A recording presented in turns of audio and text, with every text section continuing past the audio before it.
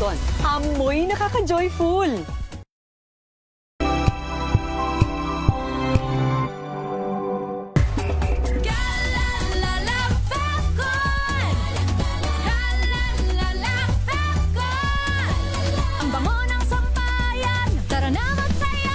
Kalafabton, amoy nakaka-joyful.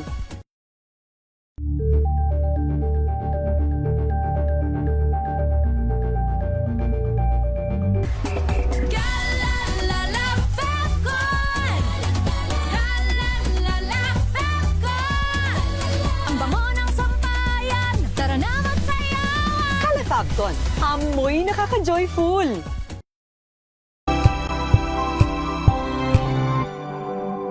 Sa loob ng 86 na taon, DZRH ang naging kaagapay ng mga Pilipino sa balita, sa serbisyo at sa bawat kwento. 86 na taon ng tiwala at sa mga darating pang taon, mas pinalakas at mas pinagtibay para sa Pilipino. DZRH, una sa Pilipinas, una sa Pilipino. Serbisyong tapat sa'yo, DZRH.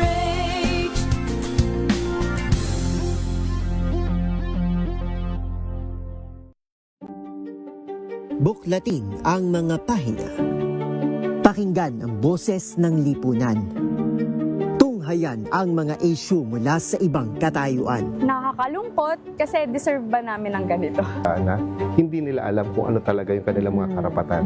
Yung gobyerno, tinulungan nila yung kanilang magsasaka. Pinapatahimik tayong lahat using various laws. Through education, kayang-kaya nating baguhin yung ganitong klaseng pag-iisip. Isang kwento, iba't ibang anggulo. Dito, sa Point of View.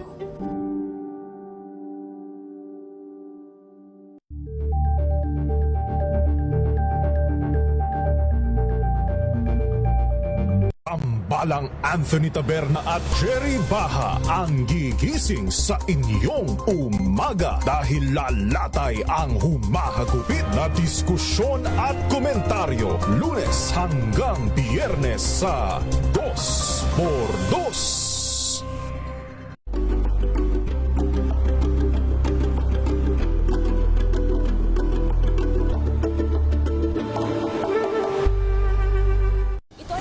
Naitalang 17 individual na ang kanilang naaresto. Ng Metro Manila Development Authority o MMDA ang No Contact Apprehension Policy o NCAP sa Metro Manila. Sa ang ilang mga dokumento ay peke. Hindi rin legal ang employment na ipinangako sa kanila. Sa mata ng batas, mananagot ang sangkot at may sala. Dahil sa bawat paglabag, may karampatang parusa. Alamin ang mga pananagutan sa likod ng mga bawal. Dito sa Hoy! Bawal Yan, tuwing Sabado, alas 11:30 ng umaga. Dito lang sa DZRH TV. Angel po si Angelo Palmona sa giiwan sa inyo na isang magandang umaga. Maraming salamat. Life goes on! Good morning, Lakay! Good morning, Sister Anne. At good morning! Magandang mainit na umaga. Angel po si Angelo Palmona sa giiwan sa inyo na isang magandang umaga.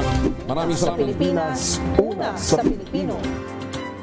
Tumunog na ang gandingan para sa kalikasan. Ang nagkamit ng parangal bilang Best News Anchor ay walang iba kundi si Angelo Palmones ng Magandang Umaga Pilipinas, DZRH Radio 666 kHz.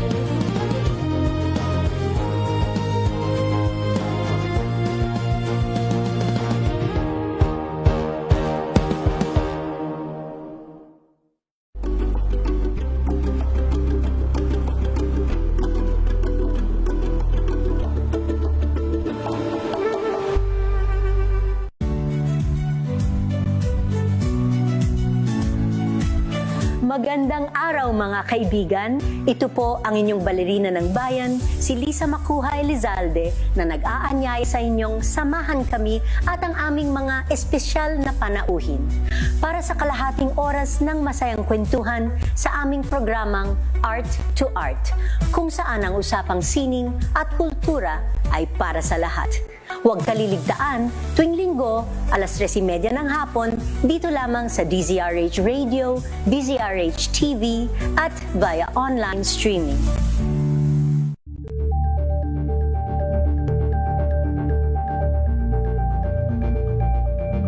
We've got you covered. From the hottest hits, exclusive interviews, kilig to the bones fan meet experience, and hataw performances of your favorite stars.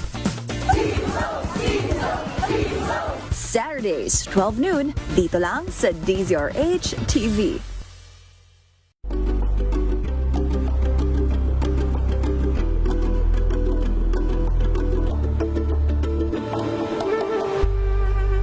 Curious ka ba sa maraming bagay? Kami na ang bahala dyan. Aalamin, tutuklasin at ibigyang linaw namin ang mga katanungang bumabagabag sa inyong isipan. Sa programa kung saan ang bawat sagot ay galing lamang sa mga eksperto. Ang Expert's Opinion, tuwing linggo alas 3 ng hapon, dito lang sa DZRH TV.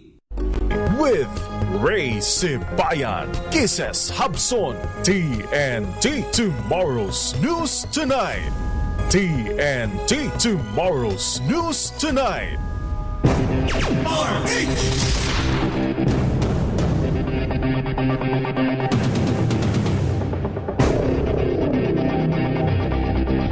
TNT Tomorrow's News Tonight. Magandang gabi po Luzon, Visayas, Mindanao sa ating pong Tomorrow's News Tonight. Ngayon pong thank God it's Friday, June 19, 2026. Sa ating pong headlines, malaki ang price rollback sa petrolyo asahan sa susunod na linggo. Pilipinas bukas sa tuloy-tuloy na oil importation mula sa bansang Russia. Russian President Vladimir Putin, ipinagutos daw po ang pagpapalaya sa 24 na Pinoy. ICC warrant of arrest laban kay Senador Bongo, pinabulaanan ni dating Senador Trillanes. PNP, doble kayod para sa todong seguridad sa VP Sara impeachment trial. Dating Ateneo head coach Tab Baldwin, lumantad. Baldwin at iba pang coach bantay sarado ng imigrasyon. Bagyong papasok naman sa PAR, posibleng magpalakas sa habagat at magpaulan simula June 21. Sa pong TNT Global News, Australia may naitalang unang pinaginalang kaso ng H5N1 bird flu. Sa sports, Serbia tinalo ang Dominican Republic sa Pasig leg ng VNL 2026. At sa ating showbiz, Miss Melay Cantiveros balik sa General Santos City matapos daw po ang lindol, tutulong sa mga napektuhan ng mga napektuhang residente doon. TNT Tomorrow's News Tonight. Ano pong lingkod mga kaibigan, si Ray Sibayan. Sa ngalan po ng buong persa ng DZRH News Team, ng ating partner si Kisses Habson para pa rin po sa DZRH Una sa Balita, Una sa Pilipino. TNT Tomorrow's News Tonight. Sa ating mga balita, good news muna sa mga motorista. Asahan daw po ang malaki ang bawas presyo sa mga produktong petrolyo sa susunod na linggo. Ayon po sa Department of Energy, posible ang 3 piso hanggang 5 pisong rollback sa bawat litro ng gasolina. Maaari namang maglaro ng mula 8 pesos hanggang 10 piso ang tapyas sa bawat litro ng diesel, habang nasa 9 pesos hanggang 12 pesos naman sa kerosene. Ang big-time oil price rollback ay epekto po ng nilagdaang initial peace agreement ng Amerika at Iran na tapusin ang gyera sa gitnang silangan. Samantala, bukas naman ang Pilipinas na palawakin ang pag-aangkat ng langis mula sa Russia bilang bahagi ng pagsikap ng gobyerno na magkaroon ng mas maraming mapagkukunan ng enerhiya. Ayon po mismo kay Pangulong Ferdinand Marcos Jr., sa ngayon ay wala pang kasunduan sa pagitan ng Pilipinas at ng Russia sa pagsusupply ng langis. Subalit nagpahig din na niya ang Russia ng kandaang palawakin ang paibagnayan sa Pilipinas sa larangan ng enerhiya. Magugunitang nagsimulang kumuha ang Pilipinas ng krudo mula sa bansang Russia nang magkaroon po ng supply disruption sa bunsod ng krisis sa Middle East.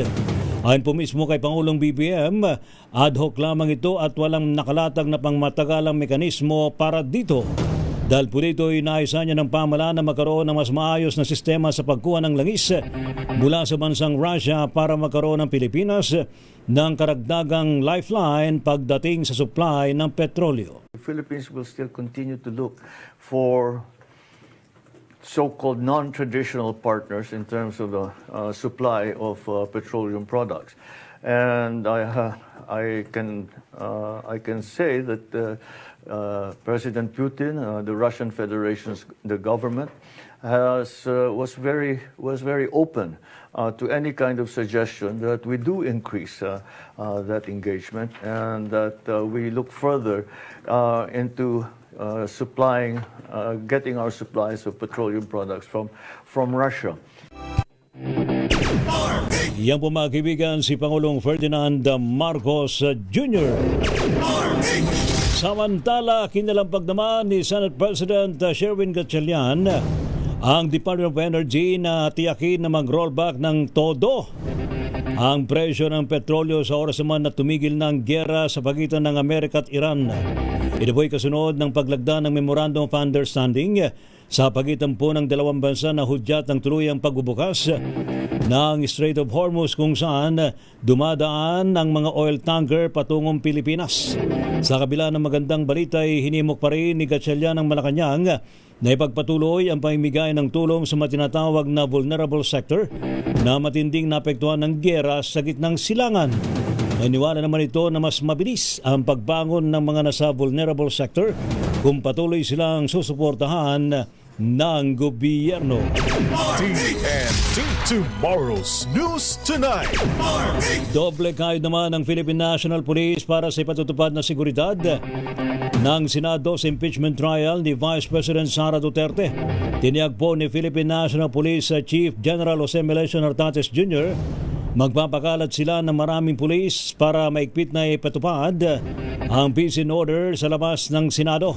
Pinasa naman ni Nartates na magiging emosyonal ang sitwasyon sa panig ng magkaribal na puwersa ng taga-suporta sa panahon mismo ng impeachment trial.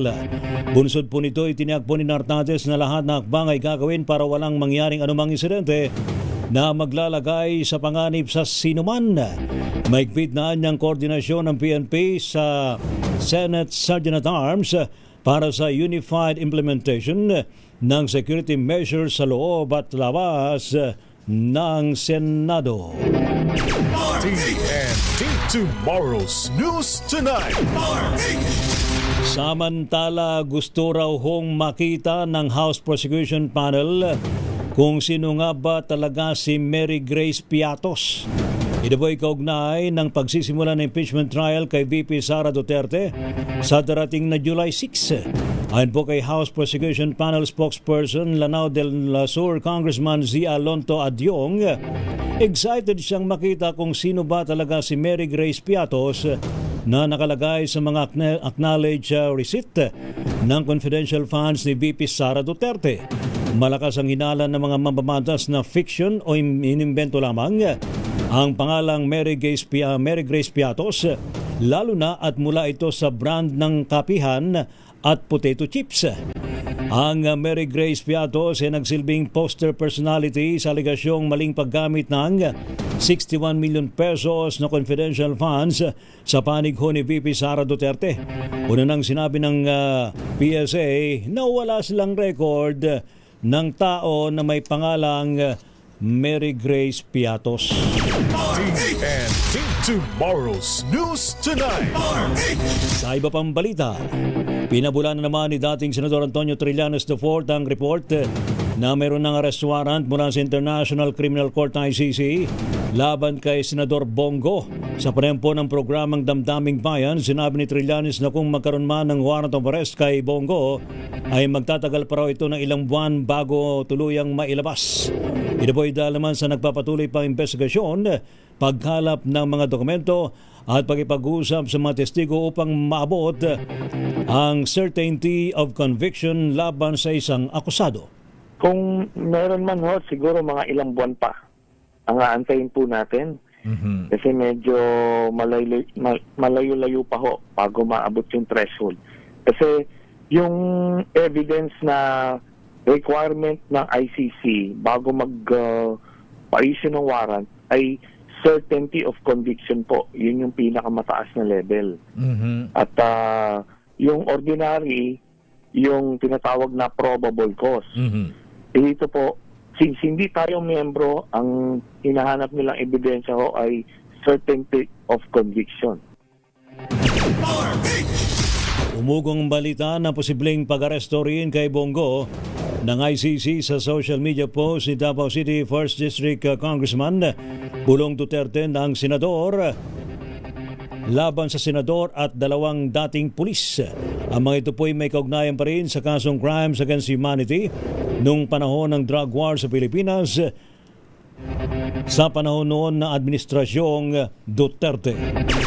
TNT Tomorrow's News Tonight. Samantala, walang kapangyarihan daw po ang gobyerno sa International Criminal Court ICC. Ito naman ang belta ni Lanao del Sur Congressman at House Prosecutor Zia Alonto Adyong sa social media post ni Davao City Congressman Paulo Pulong Duterte. Sa impormasyon nito na nakatagda naman ng ilabas ang warrant of arrest laban kay Senador Bongo. Ayon kay Adyong, wala silang direktang impormasyon o kaalaman sa manoy ilalabas na warrant of arrest. Anya ang desisyon ng ICC ay walang kinalaman sa gobyerno ng Pilipinas o kahit na anong bansa. The internal judicial ruling or proceedings of the ICC insofar as the release of arrest warrants is beyond the dictation of this government or any government for that matter. So wala pong kapangyarihan ang gobyernong ito o impluwensya ang gobyernong ito para diktahan ang International Criminal Court patungkol sa pagre-release ng arrest warrant kanino man. TNT Tomorrow's News Tonight. Sa iba pang balita, muling ipinagpaliban ng Sandigan Bayan sa June 26 ang arraignment o pagbasa ng demanda laban kina dating Energy Secretary Alfonso Cusi at 10 dating opisyal ng DOE tungkol sa kasong graft kaugnay ng $565 million na malampaya deal.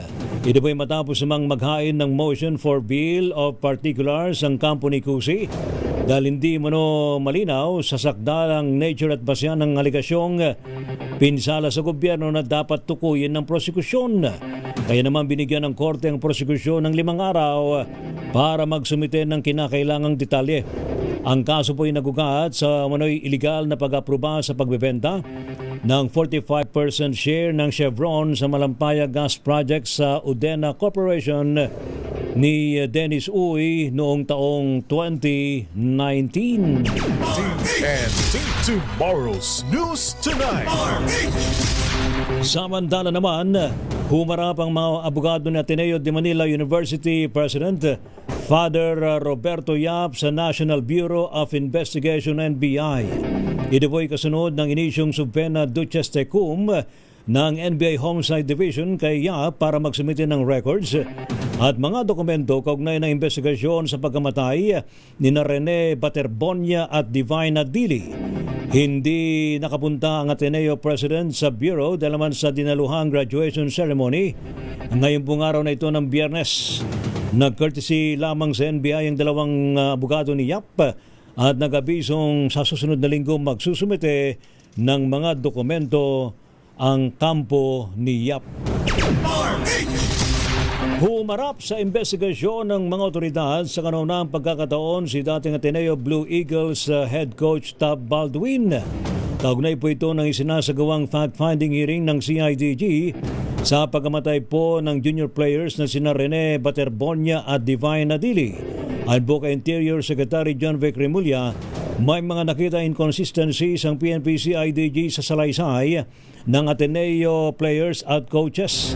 Kabilang mano sa pagkakaiba sa kwento na kanilang nakuha ay bunsod ng vantage point o posisyon ng mga coach at mga player nang mangyari po ang training camp noong June 8. Dahil po dito ay pinapasubpena na ng pulisya si Ateneo de Manila President Father Roberto Yap sa June 25. Paliwanag po ni Remulla, kailangan ng salaysay mula sa pamunuan ng eskwelahan para mapagtagpi-tagpi ang hawak nilang mga detalye.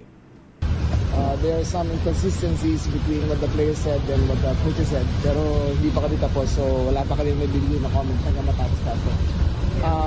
Though si Father Bobby, who is the president of the university, graduation sa atin ngayon kaya hindi siya makarating. But he is subpoenaed for Thursday next week.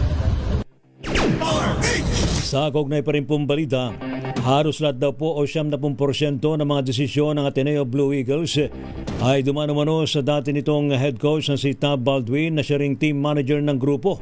Ayon po kay Interior Secretary John Vic Remulla, ito ang dahilan kung bakit material o krusyal ang kanyang naging mga testimonya sa pagkamatay ng mga basketballistang sina Rene Baterbonia at Divine Adili.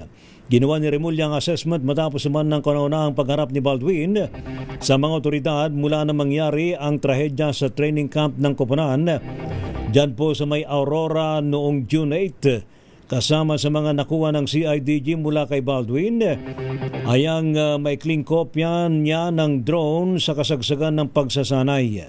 Gayunman, maaga pa umano para masabing si Baldwin ang nagkasala at tangi may pananagutan sa naturang insidente. Material kasi siya ang coach, head of management. He makes 90% of the executive decision. So yung testimony niya is very important. Muli si DILG Secretary John Vic Remulla. TNT Tomorrow's News Tonight. Samantala naman, halos lahat daw po o nasa Pilipinas pa sina resigned Ateneo coach Tab Baldwin, team manager Epo Kimpo at 3 iba pang assistant coach na nasa Immigration Lookout Bulletin Order o ILBO ng DOJ. Sabi sa DZRH News Immigration spokesperson Dana Sandoval, walang recent travel ang naturang mga personalidad. Natanggap na niya ng immigration ng ILBO mula sa DOJ at sa database na sila ng ahensya para sa striktong monitoring ng kanilang biyahe. Kung may ispatang lalabas ng Pilipinas, sinabi ni Sandoval na agad sila may pag-ugnayan sa mga kinaukulang ahensya ng pamahalaan para sa kaukulang aksyon. Papayagan pa rin lumabas ng Pilipinas sa mga nasa listahan sa ilalim po ng ILBO at babantayan lamang ang kanilang bawat pagkilos. TNT Tomorrow's News Tonight. Samantala naman, tatagal pa ng 1 linggo ang fact-finding hearing ng pulisya kaugnay ng pagkamatay ng Ateneo basketball players na sina Rene Baterbonia at Divine Adili. Ito po ay kahit pa humarap na sa unang pagkakataon si dating Blue Eagles head coach Tab Baldwin na tumalima sa subpena ng Campo Crame. Ayon po kay Interior Secretary John Vic Remulla, kailangan bang makausap ng pulisya si Ateneo de Manila President Father Roberto Yap na ipinatawag sa June 25. Salaysay umano ng eskwelahan ng inasang papanday sa inconsistencies o hindi pagkakatugma ng kwento ng Blue Eagle players at coaching staff. Inagpan ni Secretary Remulla, nakiusap si Yap na hindi muna humarap sa PNP headquarters na naman sa panahon daw po ng graduation at kaugnay pa rin po ng sitwasyon na yan sa kanilang eskwelahan. We are piecing together the testimonies of what makes sense and what doesn't. And it will take us a while. It will take us another week before we come up with it. Kasi kulang yung culpability ng institutions, kailangan na namin mahanap. So we need a full investigation. Muli ang tinig mga kaibigan ni Secretary John Vic Remulla. TNT Tomorrow's News Tonight. Standby pa rin po si iba pang mga balita mga kaibigan sa Tomorrow's News Tonight ngayon pong gabing ito ng Biyernes. Nako, ang tropical depression daw po na nasa labas pa rin ho ng PAR mari daw hong magpalakas sa habagat o southwest monsoon at magpapaulan sa malaking bagay ng Pilipinas simula araw ho ng linggo, June 21. Ayon po yan sa pag-asa. At kapag nakapasok na po sa PAR ay tatawagin po sa bagyong Francisco. Samantala naman, sa adibong TNT Global News, Australia may naitalang unang pinaginalaang kaso ng H5N1 bird flu. Sa sports, Serbia tinalo ang Dominican Republic sa Pasig leg ng VNL 2026. At sa showbiz, Miss Melay Cantiveros abay balik dyan saan matapos ang lindol, tutulong daw po sa mga naapektuhang residente. Pilipinas ang oras sa alas 9:27 ng gabi. Ang balitang yan ay hatid sa inyo na. Hello, Washi! Laundry day na naman! Yay! Anong meron? Mancha ng chocolate, putik, may libag pa. Kaya natin yan! With Pride Washing Machine Detergent, may triple stain-away formula. Tanggal ang makapit, madikit, at malupit na dumit mancha. Kaya easy-easy ang labada. Mula noon hanggang ngayon. All you need is pride. All you need is pride. ACS.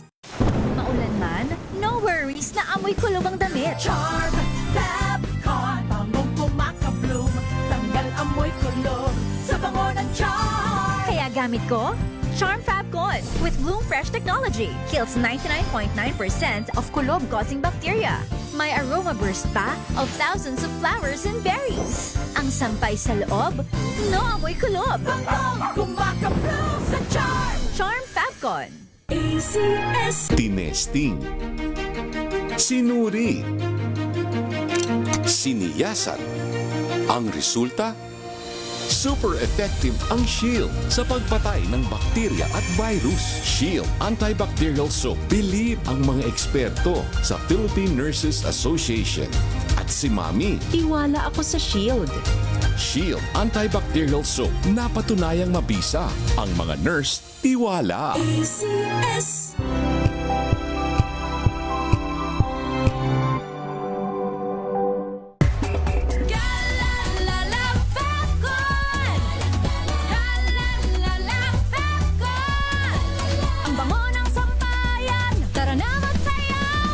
Fabcon, amoy nakaka-joyful.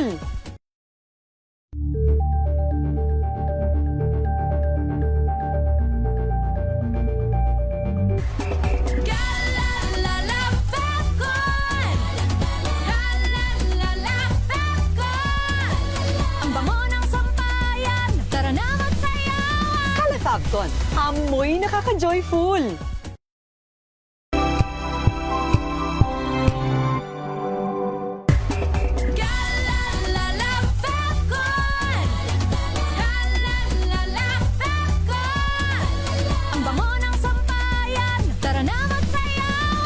Fabcon, amoy nakaka-joyful.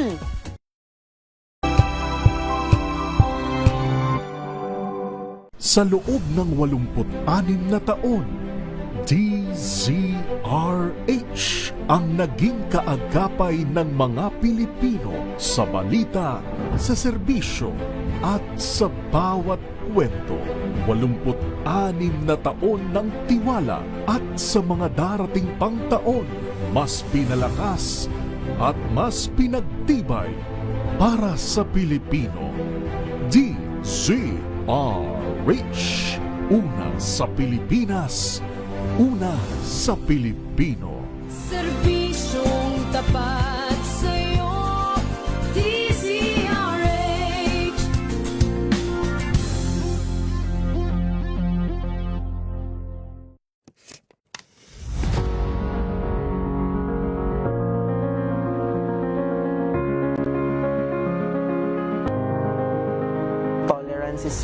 the bare minimum.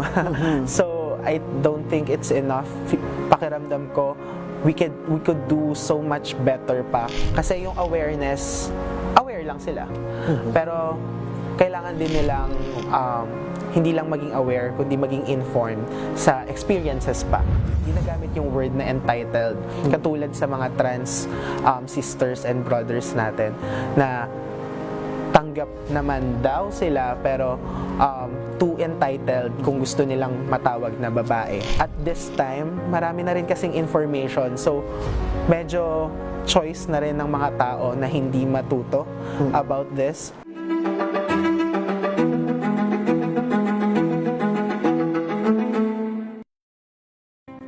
Better News. Una sa Pilipinas, una sa Pilipinas. NBS, trending and viral show nakahandang sa ating balitan mga kaibigan sa Rapido Hataw Public Service Hour. Siyempre pa, una sa Pilipinas. Una Ayan ang kabuuan natin palatuntunan ng break time. Sabay nyo na po ang mga balita at talakayan sa Balansyado. Maraming Maagang balitaan, maagang usapan sa mga issue at balita. Kasama si Kuya Angelo Palmones sa Magandang Umaga Pilipinas. Mula Lunes hanggang Biyernes.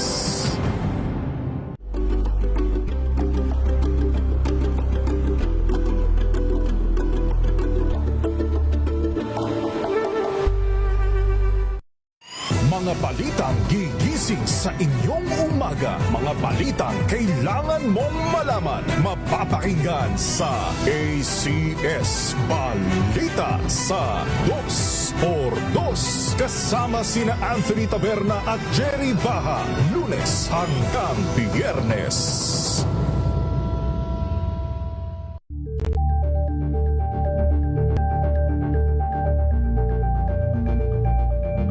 Alamin ang mga maiinit na isyung pambayan, mga balitang kailangan mong malaman, usapin sa pamahalaan, politika, ekonomiya at kabuhayan. Ito ang mga dapat mong malaman, pakialaman at pag-uusapan dahil kayo ang tinig ng mamamayan dito sa Damdaming Bayan. Live sa DZRH Radio, DZRH TV at DZRH Digital. Kasama sinalakay Deo Macalma at Elaine Apit. Araw-araw, Lunes hanggang Biyernes. Damdaming Bayan.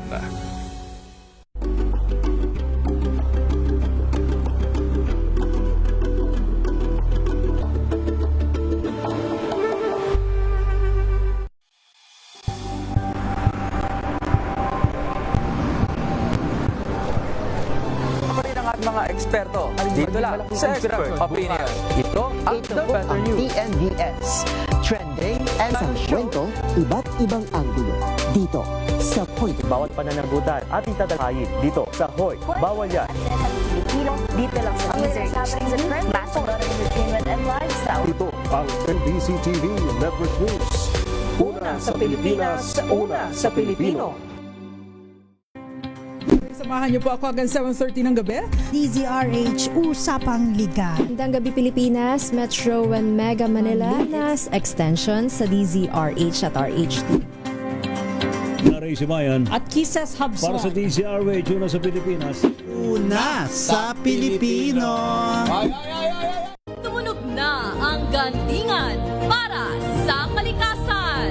Ang itinanghal bilang Best AM Radio Program Host ay si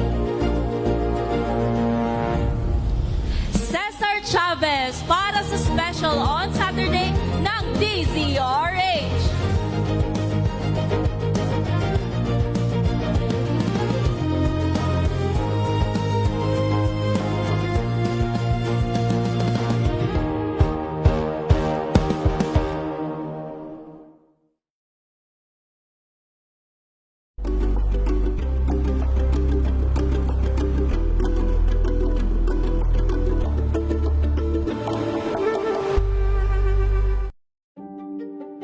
Buklatin ang mga pahina. Pakinggan ang boses ng lipunan. Tomorrow's News Tonight.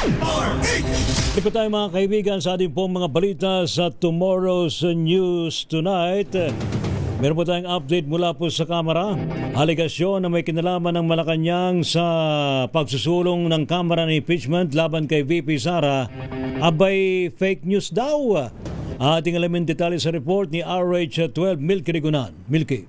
Walang papel at walang anumang ibinibigay na direktiba ang Malacanang sa liderato ng Kamara sa naging proseso ng impeachment laban kay Vice President Sara Duterte. Ayon kay House Majority Leader Sandro Marcos, hindi kailang umeksena ang palasyo dahil magagaling at matatalino ang mga kongresista na tumatayong prosecutor sa impeachment case laban kay VP Sara, kaya alam nila ang mga dapat nilang gawin. Sabi pa ni Marcos, mahusay din ang lead prosecutor na si Batangas Representative Jervil Luis at kaya nitong magabayan ang panig ng prosecution hanggang sa mahunvik ang vice-presidente. Narito si House Majority Leader Sandro Marcos. We all know Chair Jinky is the head prosecutor for the public prosecutors, and she's done a great job in steering and managing the impeachment in itself. So I don't think it's necessary for the leadership to intervene or have any directives to them. They are all brilliant in their own way. So I think just leave them be and let them do what they have to do. Samantala, suportado ni Marcos ang isinusulong na House Prosecution Team na gamitin ang wikang Pilipino sa impeachment trial para maintindihan na maordinaryong Pilipino. Ako si Milky Rigunan, nagulat para sa DZRH, una sa Pilipinas, una sa Pilipino. TNT Tomorrow's News Tonight. Salamat Milky. Standby Noche Kakas at Edwin Duque. Bumisita at nagatin ng tulong ang United Arab Emirates Response Team sa Sarangani Province na sinalanta ng malakas na lindol noong June 8. Ang boss embahada ng UAE sa Pilipinas na sa 700 food parcels at 500 galon ng malinis na tubig ang ipinamigay sa mga naapektuhang residente. Isasagawa naman ng humanitarian mission hanggang sa mabuo ang 20,000 food parcels at 20,000 gallons ng tubig para mapunan ang pangailangan ng naturang probinsya. Una pong nakiramay ang Ministry of Foreign Affairs ng UAE sa mga biktima ng lindol at sinabing umasa naman sila sa mabilis na pagbangon sa naapektuhan ng mga komunidad sa naturang rehiyon. Tomorrow's News Tonight.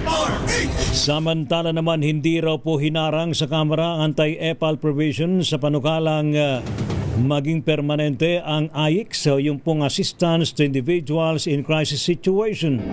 Matapos pong linawin ni House Committee on Social Services Congressman Chino Miguel Almario na hindi ito gagamitin ng mga kongresista sa pamumulitika.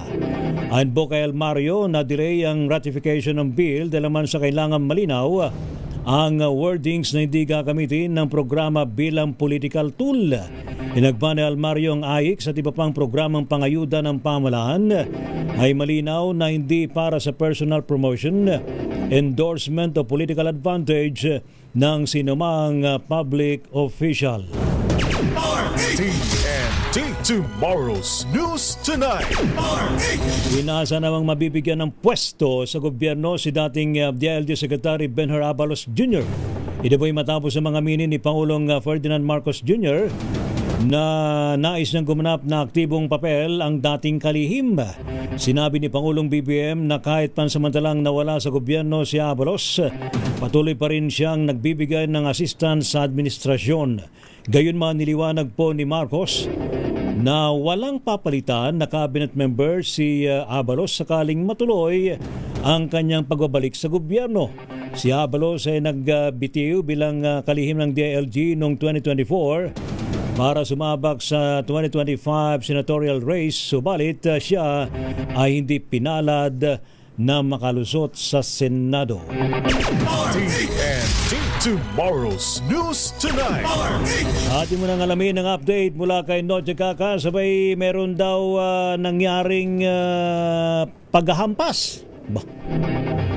Isa raw pong lalaki ang hinampas. Ano ba naman niya? At ito raw po ay namatay. Ano ba naman yan? Ating alamin sa report ni RH27. Ano ba nangyari? Bakit siya hinampas? Noche. Lakay Ray, patay ang isang lalaki habang isa naman ang sugatan matapos mauwi sa away ang nangyaring inuman sa sitio El Dorado, Barangay San Jose sa lungsod ng Antipolo, Rizal. Kinilala ang biktima si alias J, dead on arrival sa ospital. Sugatan naman ang naarestong suspect na si alias Tantan. Lumabas sa inisyal na investigasyon ang suspect at biktima magkasama sa inuman sa bahay ng isang alias Grant. Matapos mag-inuman, naunang umuwi maglakad ang biktima at naabutan ng suspect na may kausap sa cellphone. Sa pilitang inagaw ng suspect ng cellphone, pumalag ang biktima. Kumuha ng kapirasong kahoy ang suspect at hinampas sa ulo ang biktima. Nagkaroon ng tiyempo ang biktima kaya nasaksak naman ng kutsilyo ang suspect. Habang papauwi na ang biktima at ang umawat na witness, biglang nawalan ng malay ang biktima sa kalsada. Dinala sa ospital, ngunit hindi na umabot ng buhay. RS27. Noche! DCRH. Kumusta kalsada ngayon, Biyernes? Napakaluwag. Oh. Napakaluwag ng kalsada, lalo na dito sa may Roas Boulevard. Northbound at southbound, yung papuntang Mia Road at papuntang Baclaran. Yung coastal road naman, yung northbound at southbound lane, ay maluwag pa rin sa daloy ng trapiko, ngunit nagkaroon ng pagbabagal pagdating ng tollgate, yung mga walang load. No. Yan. So wala namang pagulan, wala, no? Mainit, no? Sobra. Naman, malinsangan. Ha? Malinsangan. Ano ba naman yan, no? Ito ang nakakatakot kasi linsangan na yan eh. Delikado yan sa, delikado tayo sa Ubo-Sibon, ha? Yung init kanina ang tanghali, kaninang hapon. Saka biglang may mga biglang pagulan sa ilang mga lugar, ha? Pero tigil din kaagad. May mga pag-ambot pero yun nga ang delikado eh. Kaya yung singaw ng kalsada eh. Buti kung bumuhos ng malakas tapos medyo matagal ang ulan kaya yun ang maganda. Pero yung saglitan lang din, ambon-ambon lang yun ang delikado, yung singaw ng kalsada. Kaya yan, sa mga motorista natin, lalong-lalo na sa mga nagmumotorsiklo. Yan. Yung mga nag-deliver ng mga items, ayan, mag-iingat dahil siyempre kailangan ding marami tubig sapagkat sobrang init. Yung init na panahon na yan, Lakay Ray, ay delikado eh. Totoo yan. Delikado. Kaya ingat ka rin, ha? Lalo na ikaw, ha? Dapat dagdag ang inom sa tubig, ha? Tubig talaga importante sa katawan natin na habang nakaramdam tayo ng init ng panahon. Ayan. Salamat, Noche. Ingat ka palagi. Mabuhay ka. Yan. Ingat ka rin palagi, Lakay Ray. Muha chup-chup. Balik sa'yo. Salamat, Noche Gagas. Samantala naman, isa pang report. Yung daw pong itinakas na sakyan mula sa Quezon City, abay natuntun ho. Pero ang layo ng pinuntahan, ha? Natuntun daw sa may Apari, Cagayan. Ano ba naman yan? Ating alamin, ito ay isang kaso na karnaping, ha? Ating alamin sa report ni RH23, Edwin Duque. Edwin. Tama, Lakay Ray. Sabi nga kapag sa Pagilot, malayo man malapit, ayan ay nagkaroon na ng connection. Kaya hindi matagumpay na na-recover na Quezon City Police, Lakay Ray. Sa pamumunan ng si Police President General Randy Bensilvio. Ang isang ganda motor vehicle sa isinagawang kapalang operasyon ng District Anti-Carnatic Unit o DAPO, ang nag-Apari Cagayan.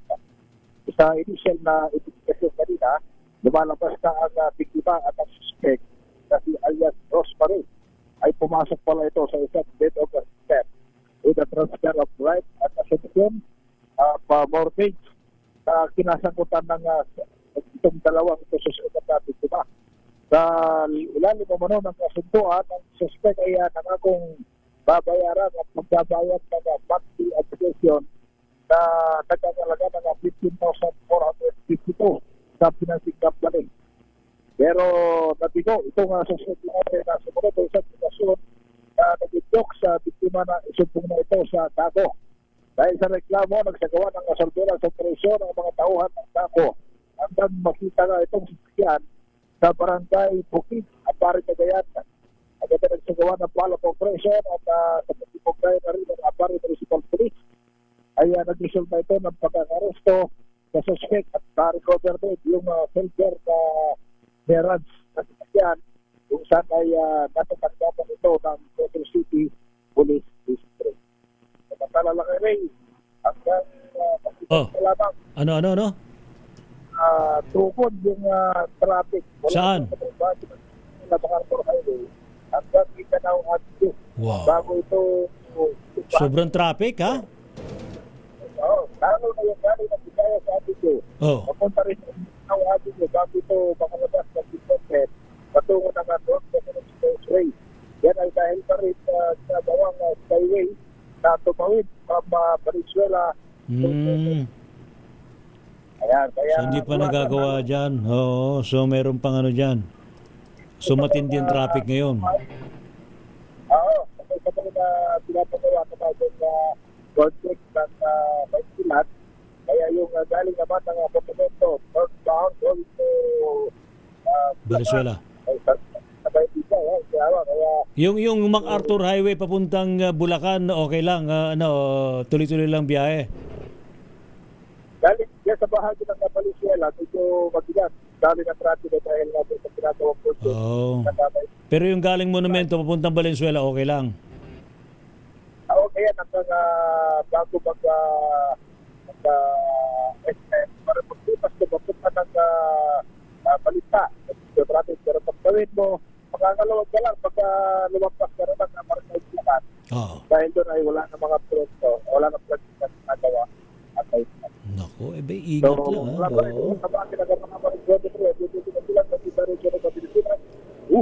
Thank you, Edwin Duque. Abay, dagdag pasensya na lang dun sa mga motoristang natatraffic ngayon dyan, TNT Tomorrow's News Tonight.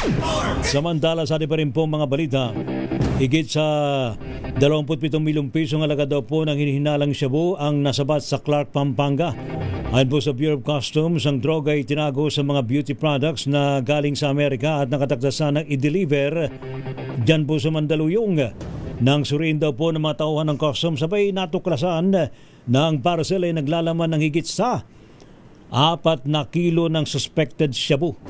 Ang shipment ay na-turn over na sa Philippine Drug Enforcement Agency or PDEA para sa ibayo pang pagsusuri. TNT Tomorrow's News Tonight.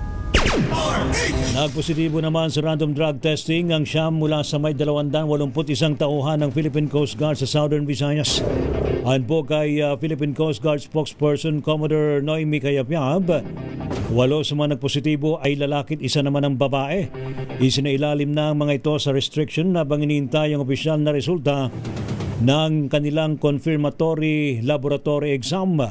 Oras naman na makumpirmang gumagamit sila ng ilegal na droga, ay maharap daw po ang mga ito sa kaukulang pagdidisiplina at dismissal sa serbisyo.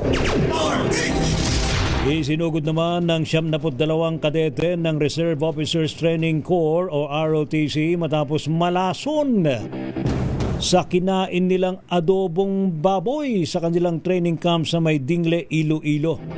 Ayon po sa Provincial Health Office ng Iloilo, abay bigla daw nagsuka, nakaranas ng pananakit ng tiyan, habang iba'y nakaranas daw po ng mild symptoms ng mga kadete. Isinailalim na ng DOH sa Region 6 sa naturang ang natirang adobong baboy, para malaman kung infected nga ba ito ng African Swine Fever o ASF o kontaminado ang ginamit na karneho ng baboy. Wala namang inulat na namatay sa naturang mga na-food poison ng mga kadete na patuloy pa rin pong nagpapagaling matapos ma-discharge sa ospital.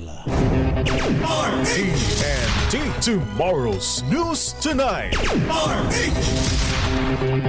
Samantala naman sa ating pa rin pong mga balita,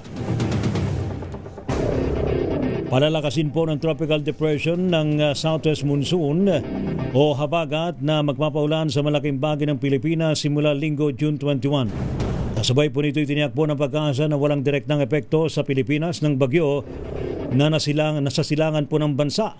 Inaasang papasok po bukas ng gabi o sa Linggo ng umaga sa Philippine Area of Responsibility o PAR ang bagyo na tatawagin sa pangalang Francisco. Bunsod po nito ay inagpo ni Pag-asa Weather Specialist Lori de la Cruz na maigpit nilang babantayan ng bagyo sa banta nitong mga pagulan simula Linggo hanggang sa susunod na Linggo.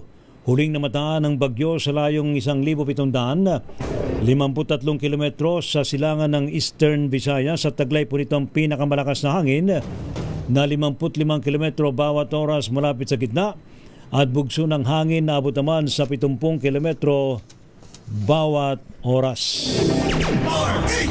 Pinayagan ni Russian President Vladimir Putin ang pagpapalaya sa 24 na Pinoy na nakulong sa kanilang bansa dahil naman sa paglabag sa immigration law. Ito po ang inanunsyo mismo ni Pangulong Ferdinand Marcos Jr. sa kanyang pagdalo sa Russia-ASEAN Summit sa lungsod ng Kazan. Sa kanyang bilateral talks kay President Putin, sinabi ni Pangulong BBM na mistulang nagulat ang Pangulo daw po ng Russia nang ipaalam sa kanyang sitwasyon ng 24 na kababayan natin na 9 na buwan nang nakakulong sa kanilang bansa. Ayon sa Pangulo, nangako si Putin na gagawan ng paraan para ma-release ang tinutukoy ng mga Pinoy detainee. Bati naman sa datos ng Department of Foreign Affairs, abot daw po sa may 15,000 Pilipino ang matatagpuan dyan po sa bansang Russia. TNT Top News Trending Worldwide. Sa ating pong TNT Global News Australia, may naitalang unang pinaginalaang kaso ng H5N1 bird flu. Ibalita mo nga yan, Miss Wina Perlesoro. Wina. Naitala ng Australia ang kauna-unahang pinaghihinalaang kaso ng H5N1 bird flu sa mainland at ang naturang kaso ay natagpuan sa isang ligaw na ibon na brown squaw sa Cape Legrand National Park sa Western Australia. Positibo ito sa avian influenza, ngunit isinasagawa pa ang karagdagang pagsusuri upang makumpirma kung H5N1 strain nga ito. Ayon kay Western Australia Agriculture Minister Jackie Harvis, seryoso ang gobyerno sa naturang insidente at agad sila magpapatupad ng national response kung makukumpirma ang virus. Patuloy namang naghahanda ang Australia sa posibleng pagpasok ng virus sa pamamagitan ng mas mahigpit na biosecurity measures, testing ng mga ibon at iba pang emergency response plans. Samantala, inaasahan ang resulta ng kumpirmasyon bukas, araw ng Sabado. Para sa TNT Global News, ito si Wina Perlesoro ng DZRH, una sa Pilipinas, una sa Pilipino. Thank you, Miss Wina Perlesoro. TNT Sports and Games. Sa ating sports mga kaibigan, Serbia tinalo daw po ang Dominican Republic sa Pasig leg ng VNL 2026. Ibalit mo nga yan, Kyle Bullias. Kyle. Pinataob ng bansang Serbia ang Dominican Republic sa paghaharap nila sa Week 2 ng Women's Volleyball League na ginanap sa PhilSports Arena sa Pasig City. Nakabawi ang Serbia mula sa pagkatalo nila sa Japan matapos masweep ang kalaban sa scores na 25-19, 25-23 at 25-18. Nanguna rito si Anja Subic na nagbagsak ng 15 points with 2 blocks at isang service ace. Sinundan naman ito ni Nina Kajic with 12 points. Dahil dito mayroon ng 2 panalo at 5 talo ang Serbia habang nananatili namang winless ang Dominican Republic. Samantala sa Pasig City leg ng VNL 2026, nananatili namang undefeated ang bansang Japan. Para sa TNT Sports, ito si Kyle Bullias ng DZRH. Una sa Pilipinas, una sa Pilipino. Thank you, Kyle Bullias. Samantala sa ating showbiz, Miss Melay Cantivero sabay balik dyan saan matapos daw po ang lindol doon. Tutulong pa rin po sa mga naapektuhang mga residente. Ating alamin sa report ni Don Carlos. Don. Balik hometown sa General Santos City ang television host at actress si Melay Cantiveros. Ilang linggo yan nang yanagin ito ng malakas na lindola. Nagpunta si Melay sa kanilang lugar hindi lamang para kumustahin ang kanyang pamilya, kundi para maghatid ng tulong sa kanyang kababayan. Ayon sa kanya, gagawin niya ang lahat ng kanyang makakaya para maipaabot ang tulong sa lahat ng residente. Ibinahagi rin ni Melay na nagpaabot ng tulong ang kapwa niya artista tulad nila Angel Oxina, Kim Chu, Robbie Domingo at Bianca Gonzalez. At yan ang trending na balita para sa TNT Showbiz. Ito si Don Carlos ng DZRH, una sa Pilipinas, una sa Pilipino. Thank you, Don Carlos. TNT Tomorrow's News Tonight. Salamat to sa matumutok po sa ating balitaan sa Tomorrow's News Tonight. Ngayon pong thank God it's Friday. Ngayon po ay, birthday pala ngayon ni Idol, ha? Ni Dr. Jose Rizal. Wow! 165th birth anniversary. Yan. Kung nabubuhay po si Doc Jose Rizal, 165 years old na sana siya ngayon. Yun. Ayan na. And maraming salamat sa mga nakatutok pa rin po sa ating mga balita, mga kaibigan. Thank you po sa ating mga nakagapay sa DZRH News Team. Nandyan si Don Carlos, nandyan si Ara. And of course, sa ating mga kasamahan sa DZRH Radio, nandyan si Jeric. Sa ating mga kasamahan sa DZRH Television, DZRH Digital, maging sa ating pong DZRH Malanday Transmitter. Yan pong lingkod, mga kaibigan, si Ray Sibayan, para pa rin po sa DZRH, una sa Pilipinas, una sa Pilipino. Pilipinas ang oras, 3 minuto bago sumapit ang alas 10 ng gabi.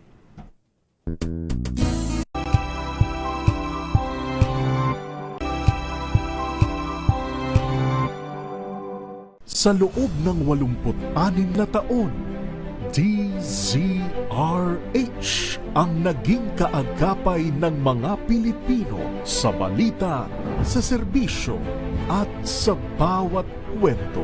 86 na taon ng tiwala at sa mga darating pang taon, mas pinalakas at mas pinagtibay para sa Pilipino. DZRH, una sa Pilipinas, una sa Pilipino. Serbisyong tapat